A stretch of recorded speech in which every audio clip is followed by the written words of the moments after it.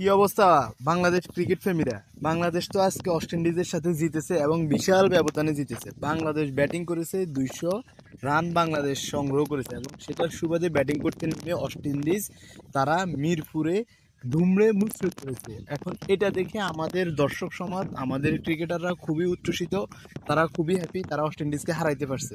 এখন আপনারাই বলেন, মিরপুরে এভাবে জয় লাভ করে এভাবে জিতে বাংলাদেশ ক্রিকেট টিমের আদৌ কি কোনো লাভ হইতেছে? হ্যাঁ, লাভ একটাই হইতেছে, যদি বিশ্বকাপ বাছাই পর্বের ম্যাচগুলো বা সিরিজগুলো সবগুলো মিরপুরে খেলানো যায়, তাহলে আমাদের বিশ্বকাপ বাছাইয়ে আর সম্ভাবনাটা বা না খেলার যে ভয়টা সেটা আর থাকবে না। ঠিক আছে, সো ওইটাই আমাদের লাভ, আর কোনো লাভ নয়। আমরা ওই ভয়টা কাটিয়ে আমরা সরাসরি ওয়ার্ল্ড কাপ খেলবো এবং ওয়ার্ল্ড কাপে গিয়ে আমরা একটা ম্যাচও জিতবো না।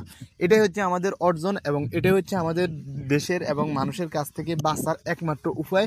সো এই মিরপুরে জিতার পর আমরা যারা খুশি হয়ে যাই, আমরা যারা এই মিরপুরের জয়টাকে খুব বেশি বড় মনে করি, এত ব্যবধান মনে করি, তারা আসলেই যারা খেলা দেখছেন বা খেলা বুঝেন, তারা দেখছেন যে পিচের কন্ডিশন এবং এই পিচে বাংলাদেশ তারা মানে নিজেদের কন্ডিশন, সেখানে মাত্র 200 রান করে, 250 রান পর্যন্ত করতে পারতেছেন এই পিচ। আপনারা বুঝতে পারতেছেন, যেখানে ওয়েস্ট ইন্ডিজের বর্তমানে ভালো কোনো স্পিনার নাই, রান নাই, সেই জায়গায় বাংলাদেশ ব্যাটিংদের এই অবস্থা, সেখানে ওয়েস্ট ইন্ডিজ তো আপনার সাথে হারবেই, এটা স্বাভাবিক। তাছাড়া ওয়েস্ট ইন্ডিজের এখন খারাপ অবস্থা, এই মাঠে আপনি আফগানিস্তানকে দেন, আপনি পারবেন না। আমি গ্যারান্টি দিয়ে বলবো, আপনি আফগানিস্তানের সামনে মিরপুরের এই মাঠে পারবেন না, কেননা আপনার চাইতে ভালো স্পিনার আফগানিস্তানের আছে।